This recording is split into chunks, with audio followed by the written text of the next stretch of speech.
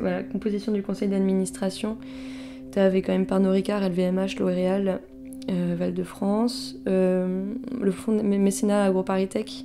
Donc là, par exemple, les chartes partenariales financées, donc t'as BASF, Limagrain, L'Oréal, EY, Vivescia, Urgo, Mazars, Danone, Carrefour, U, Avril, Vinci, Suez. Voilà.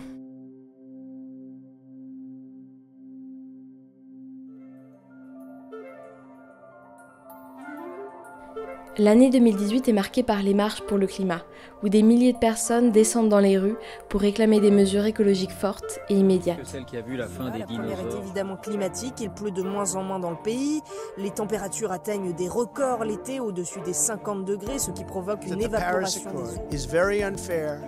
Une référence. Rapport spécial du GIEC, les experts du climat de l'ONU, le 4e en moins d'un an, qui nous dit que le réchauffement va avoir des conséquences dramatiques sur les océans et sur les...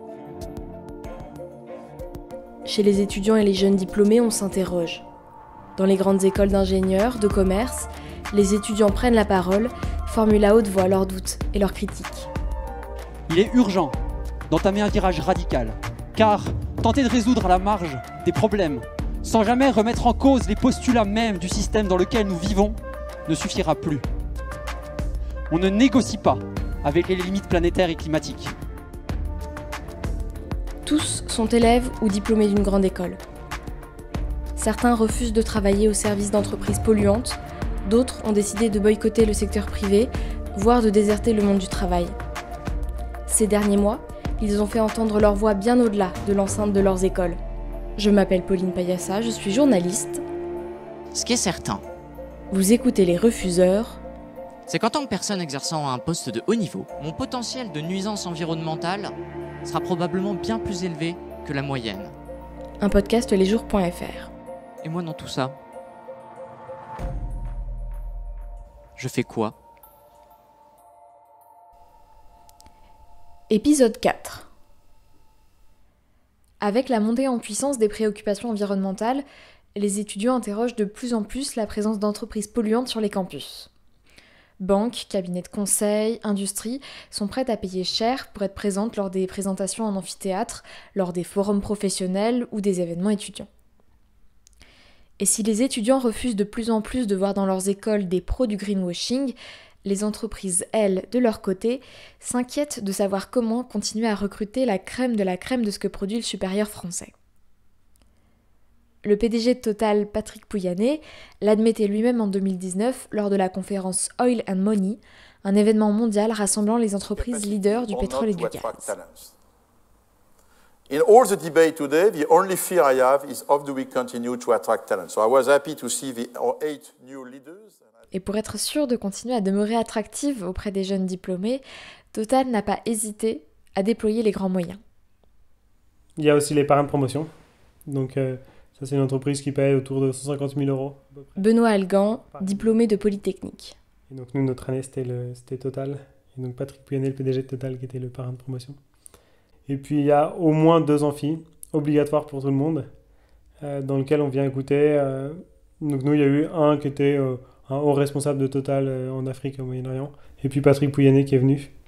Donc on devait être tous en grand uniforme là pour accueillir Patrick Pouyanné, qui est venu nous parler pendant 1h30 des choix courageux qu'il avait fait pendant sa carrière, etc. Donc c'est quand même beaucoup de la visibilité auprès des élèves. Voilà. Et l'idée, c'est quand même beaucoup de donner une bonne image et puis de pouvoir recruter. Et le géant du pétrole ne s'est pas arrêté là. En 2019, l'entreprise annonce vouloir implanter son centre de recherche et développement directement sur le plateau de Saclay, sur le campus de l'Institut Polytechnique de Paris, un organe qui réunit 5 grandes écoles d'ingénieurs, dont Polytechnique. Et donc là, il y a eu des réactions assez vives des élèves et une opposition assez forte au projet. Et puis voilà, qu'est-ce que le privé va faire dans cette école publique qui est quand même très subventionnée par l'État. Et puis bon, le fait que ce soit Total, donc Total qui est devenu Total Énergie, qui est un acteur, un grand énergéticien avec une certaine vision de la transition énergétique, ça nous posait encore plus de problèmes. Donc pendant 2 années, il y a eu des mobilisations de la part des élèves, des anciens élèves, pour contester l'implantation totale sur le campus. Donc il y a eu, dans un premier temps, ils nous ont annoncé que ce serait décalé de 150 mètres le bâtiment, donc ce qui était quand même plutôt une blague vis-à-vis de ce qu'on contestait. Et donc on a continué de se mobiliser derrière, il y a eu des actions en justice qui ont été menées notamment. Et puis donc au bout de 2 ans, Total a annoncé qu'ils renonçaient au projet et qu'ils iraient ailleurs. Donc ça a été quand même une belle victoire collective de la part des étudiants et de quelques alumni face à ce géant que sont Total et puis l'administration de Polytechnique. Ils ont l'impression de faire ce qu'il faut, qu'il n'y a pas de problème avec le privé et que au contraire on a besoin... Enfin, ils sont dans une logique très libérale en se disant mais l'État et le privé doivent travailler ensemble et il n'y a rien de mieux que de faire travailler l'État et le privé ensemble. Donc ils s'y attendaient pas et je pense qu'ils n'ont pas compris l'évolution dans les mentalités des étudiants. Et je pense qu'effectivement 3 ans plus tôt, voire 2 ans plus tôt, il y aurait eu quasiment pas de réaction ou très peu de réaction. Mais à cause de cette prise de conscience de l'urgence climatique, il y a quand même une évolution assez forte dans les mentalités des étudiants qui, à mon avis, déroute un petit peu l'administration de l'école et puis toutes les entreprises qui ont du mal à comprendre quel est le nouveau mode de pensée des étudiants. Voilà, donc maintenant, ce terrain qui est disponible va être, ou pas, on verra en fonction des réactions, mais c'est LVMH qui décide de s'implanter pour faire un projet un peu similaire, un grand bâtiment avec plusieurs centaines de personnes. À nouveau, avec derrière en disant vouloir travailler pour le luxe durable, mais aussi pour pouvoir travailler sur des logiciels qui permettent de mieux vendre leurs produits. Donc, je pense qu'à nouveau, il va y avoir quelques mobilisations des étudiants, parce qu'on ne comprend pas ce que vient faire LVMH sur le plateau de Saclay. Enfin, pour moi, l'X n'a aucun intérêt à s'engager avec LVMH. La direction à nouveau est proche de ces... Voilà, je pense qu'ils sont proches de Bernard Arnault, ils sont contents d'avoir Bernard Arnault qui vient. Avec ces millions, ils disent que ça va pouvoir rapporter de l'argent à l'école. Il y a à nouveau des sortes de conflits d'intérêts, en tout cas des liens proches entre Jean-Baptiste Voisin, qui est secrétaire général de l'AX, donc l'association des alumni de l'école, et qui est aussi directeur de la stratégie de LVMH, membre du COMEX de LVMH. Donc je crois que c'est quand même beaucoup sous son impulsion que ça se fait. Et puis l'X qui dit vouloir s'engager pour le développement durable, qui travaille avec une boîte du luxe qui bénéficie à 1% même pas 1% des gens les plus riches. Enfin, si c'est ça leur vision de la transition écologique, je pense qu'elle est assez déplorable. Enfin, il ne faut pas commencer par le luxe si on veut s'attaquer à cette question de transition écologique. À nouveau, oui. Alors, est-ce qu'ils se disent que les quelques agitateurs que nous étions de nos promos sont partis et que maintenant les autres promos vont accepter plus facilement et qu'ils n'ont eu pas de chance de tomber sur une promo où il y avait quelques agitateurs et que du coup ça va marcher? Peut-être qu'ils se disent ça, peut-être qu'ils se disent bon, Total, c'était le pétrole, il y aura moins de problèmes avec LVMH. Mais je pense qu'ils n'ont pas compris que les étudiants ne sont pas dans le même état d'esprit et qu'on n'est pas ravis de voir ces grandes entreprises du CAC 40 s'installer sur le campus de l'école.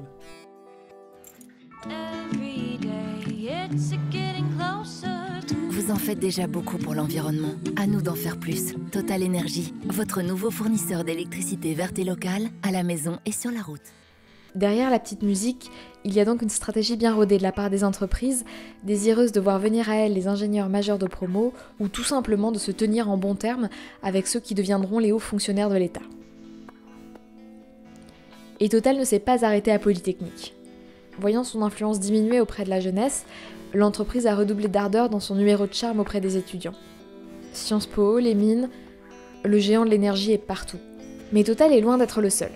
Et dans la bouche des étudiants, ce sont souvent les mêmes noms qui reviennent.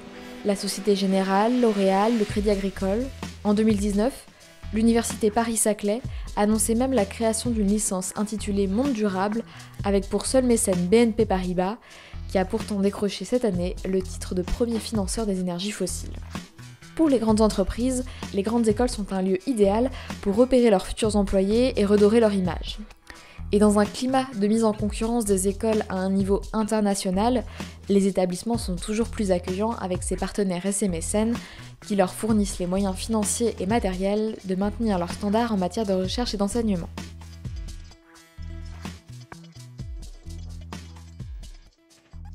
Donc au final, les entreprises qui ont les moyens de faire du mécénat... Manon Kister, étudiante à AgroParisTech. Les Total, les Engie, les Suez, je me souviens même plus de celles que je t'ai citées, les Lactalis, les Danone, les Avril et j'en passe, les trucs de Sanofi et aussi quoi. Et donc voilà. Et donc c'est des interventions. Moi je me souviens d'un truc assez lunaire où en fait Lactalis sortait de sa crise là, de santé dans le lait. Là, ils avaient eu un problème, ils avaient mal géré une infection. Et ils étaient venus pendant 3 heures nous présenter comment ils avaient géré la crise et en quoi ils étaient quand même exemplaires et tout. Et en fait c'était surtout le DRH qui était venu pour essayer de nous recruter à la fin. J'avais envoyé un mail à la direction des partenariats pour dire...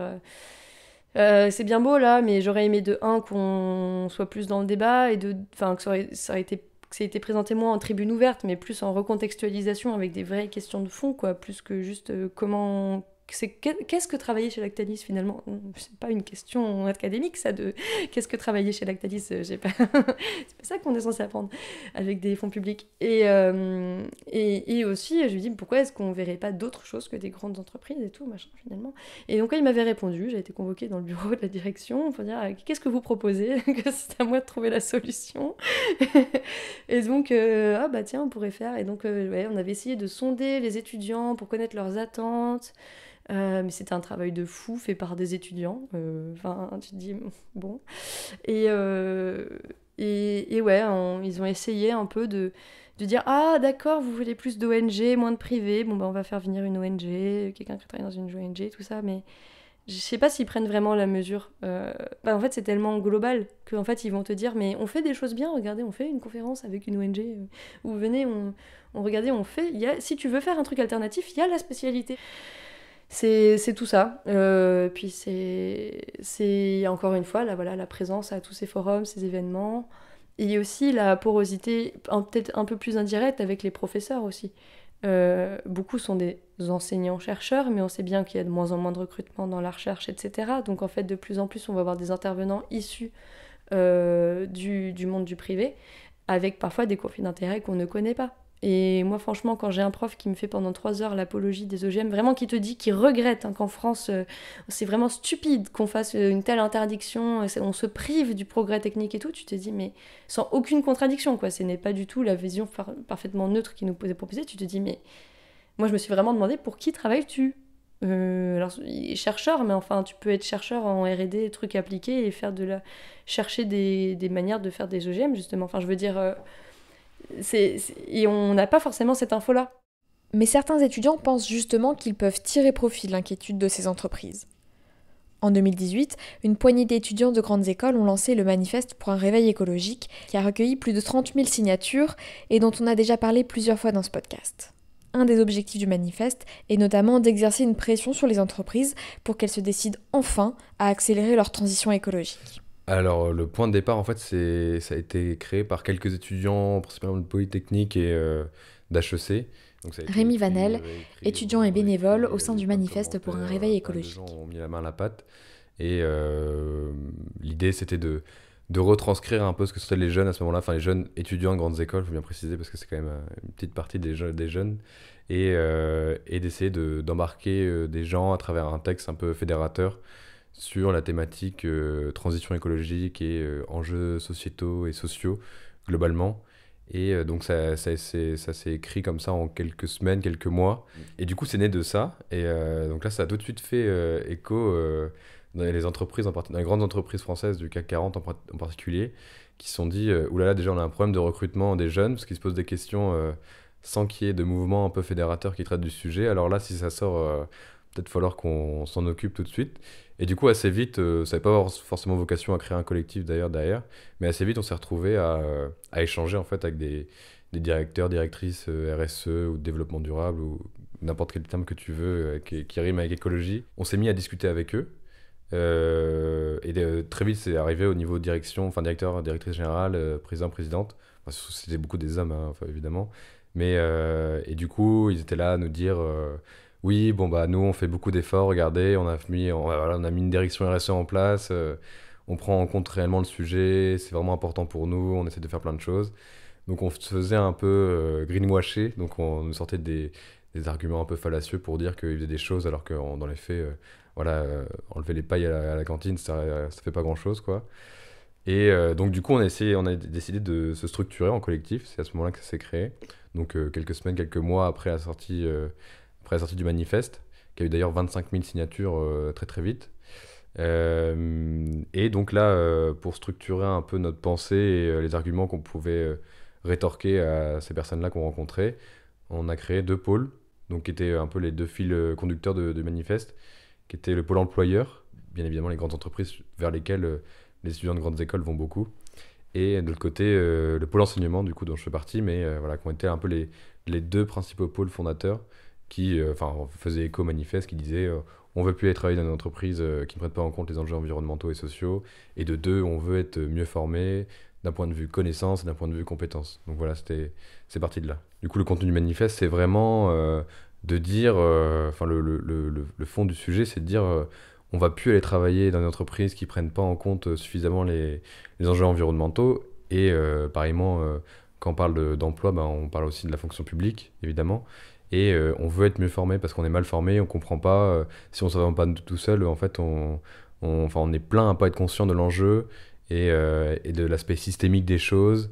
Et le fait que voilà, il y a des enjeux économiques, il y a des enjeux politiques, il y a des enjeux historiques qui ont fait qu'on est arrivé là. Et du coup, il faut qu'on ait cette vision-là parce que sinon, on ne saura pas développer un esprit critique par rapport à ça et on ne saura pas traiter des sujets comme il faut. On est complètement privilégié en tant qu'étudiant et étudiante de grandes écoles. On a quand même le choix de partir dans telle ou telle grande entreprise généralement. Enfin, à l'époque, maintenant, on est un peu plus critique et on s'interdit pas d'autres formes d'emploi ou d'autres formes d'organisation, etc. Mais évidemment, c'était le gros levier qu'on a, et encore aujourd'hui d'ailleurs, c'est une réalité. C'est ne pas aller dans une entreprise parce qu'elle n'est pas assez engagée, parce qu'elle a un système de gouvernance qui ne convient pas, parce qu'elle fait des projets qui sont en contradiction avec ce qu'on pense nécessaire. Donc évidemment, c'est un levier hyper important, et en fait, au final, c'est le levier qui nous sert depuis le début pour faire évoluer les pratiques. Et c'est vrai dans l'école aussi, parce que dans les écoles en général, les écoles forment aujourd'hui la plupart, par certaines qui forment à des fonctions des métiers un peu plus dans la fonction publique, mais la plupart des grandes écoles forment quand même à aller dans des grandes entreprises avec une structure, etc. Et ils échangent pas mal entre entreprises et écoles de l'enseignement supérieur pour justement adapter les formations aux besoins des entreprises. Encore il y a quelques jours, vu le syndicat des industries pétro-gazières, là, et là ça commence à devenir un vrai sujet pour eux. On sent qu'il y a un vrai sujet de défiance parce que niveau communication, niveau image, ça commence à être vraiment tendu pour eux. Déjà, je pense que c'était un vrai sujet en 2018. Pour autant, le manifeste ne repose pas uniquement sur une sorte de chantage à l'emploi. Et les entreprises tentent d'inclure les représentants de ce mouvement au sein de leurs organes de concertation interne.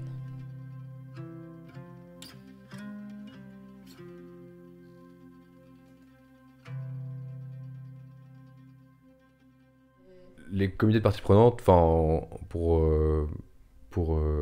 illustrer la chose, c'est une sorte de conseil d'administration en fait, qui donne son avis sur la stratégie de l'entreprise ou sur des thématiques très particulières qui sont décidées par l'entreprise, et on fait venir donc des parties prenantes externes. Donc ça peut être des associations, des représentants d'associations, des représentants de notre collectif par exemple, des experts scientifiques sur tel ou tel sujet, des représentants syndicaux, etc., etc. Et derrière, on essaie d'échanger et d'apporter notre grain de sel à la décision et de dire voilà, si demain, quand on est un comité de parties prenantes d'une entreprise de l'aérien, on va plutôt aller dire il faut réduire la quantité de vols pour pouvoir décarboner le secteur, et on va pas, faut arrêter de rêver et se dire que la technique va nous sauver dans 5 à 10 ans, quoi. Et après, ça a différentes formes parce qu'il n'y a pas un cadre bien légal, bien précis qui formalise un peu ce genre de structure. Du coup, ça dépend un peu de l'ambition de l'entreprise et de comment elle fonctionne. Et là, c'est très engageant, on échange directement avec les membres du COMEX ou du conseil d'administration. D'autres, ça reste un peu plus, un peu moins impactant. Et c'est vraiment, on vous demande votre avis, mais bon, sans plus, quoi. Mais c'est assez variable, et du coup, c'est un peu nouveau ce cadre d'échange. Ça date peut-être depuis 2 ans maximum, grand maximum, qu'on nous a proposé ça pour la première fois. Et du coup, c'est un peu la course à qui aura le comité de parties prenantes le plus intéressant, et on en fait partie de quelques-uns. Et voilà, on peut voir que déjà, il y a des disparités entre différentes entreprises, différentes structures. Finalement, fait-on face à une génération qui attendrait que les entreprises changent pour pouvoir les rejoindre ? Pas si sûr. Gauthier Delosière est doctorant en sciences politiques. Avec le collectif Quantité Critique, composé de chercheurs et chercheuses en sciences sociales, il s'est intéressé au profil des signataires du manifeste. Car pour lui, quoi qu'il arrive, une bonne partie de ces jeunes ne se tourneront pas vers les grandes entreprises, quelque effort qu'elles puissent fournir. Il y a un décalage entre le discours officiel des représentants de la pétition qui aujourd'hui font encore du lobbying auprès des grandes entreprises, etc. Et en fait, nous, ce qu'on leur a montré, enfin ce qu'on essaye de montrer, c'est que les personnes qui ont signé leur pétition ne sont pas exactement sur la logique de leur choix.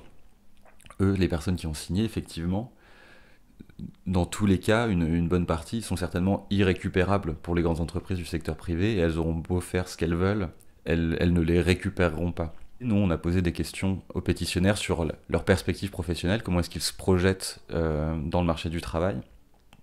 C'est important de dire que c'est du déclaratif, c'est-à-dire qu'on avait une population étudiante et on ne sait pas après ce qu'ils ont effectivement mis en place, hein. Donc on est purement sur du déclaratif. Et en fait, on s'est rendu compte que c'était le secteur privé dans son ensemble, notamment les grands groupes du secteur privé, qui étaient évités. C'est-à-dire qu'on n'est pas dans une logique de je décide de choisir telle ou telle entreprise, tel ou tel groupe du CAC 40, mais plutôt je décide de boycotter entièrement les grandes entreprises. Et je vais plutôt partir travailler dans une ONG ou dans le milieu associatif ou pour le secteur public. Le débouché privilégié, c'est-à-dire 50% des personnes qui décident de les sélectionner dans notre enquête, disent qu'ils veulent travailler pour le secteur public. Donc on est plutôt sur un choix de secteur qu'un sur un choix d'entreprise. Et ça, c'est une chose qui nous a semblé très intéressante parce que c'était pas du tout le cadrage médiatique qui en était fait à l'époque. Et en fait, il y a la question d'un refus du secteur privé. Certainement parce qu'il est perçu comme un lieu où on est assez faible, où on n'a pas beaucoup d'initiatives. Et la question derrière que ça pose, c'est que, et une de nos hypothèses aussi, c'est que en réalité, ces étudiants-là qui bifurquent, ils réclament un autre mode d'organisation du travail, en fait. Ils veulent une autre organisation du travail où ils ont une prise sur les décisions et ils ont le sentiment que le secteur privé là-dessus est trop bouché. Après, ça ne veut pas dire que ces grandes entreprises-là ne vont pas changer. Parce que même si ce sont des personnes qui se détournent du secteur, la visibilité médiatique qu'ils acquièrent laisse présager qu'il y a des véritables évolutions aussi qui sont en train de se passer du côté des grandes entreprises qui prennent cette menace au sérieux. Donc c'est le discours médiatique autour qui produit des effets. Nous c'est ce qu'on essaye de montrer, hein. C'est pas parce qu'il y a une différence entre le discours officiel de la pétition, la logique de choix, que c'est une initiative qui est condamnée à l'échec. Nous on n'est pas du tout, c'est pas du tout notre propos et cette pétition-là semble produire effectivement des effets sur les grandes entreprises. L'esprit de contestation à Polytechnique et dans les autres écoles d'ingénieurs a de quoi surprendre. Il faut dire que ce n'est pas vraiment dans la tradition des ingénieurs de se rebeller. Mais la conception très neutre et très surplombante que les ingénieurs avaient d'eux-mêmes semble se fissurer, et c'est ce qu'on verra dans le prochain épisode. Mais l'idée que la science finalement a tout le temps raison, produit des savoirs infaillibles. Voilà, donc il y a ce rapport aux politiques là, donc souvent qui est mis à distance et qui procure généralement du malaise. Vous venez d'écouter le 4e épisode des Refuseurs, un podcast du média Les Jours. Vous pouvez retrouver tous nos autres podcasts sur Spotify, Apple Podcasts, Google Podcasts et SoundCloud, et sur notre site lesjours.fr.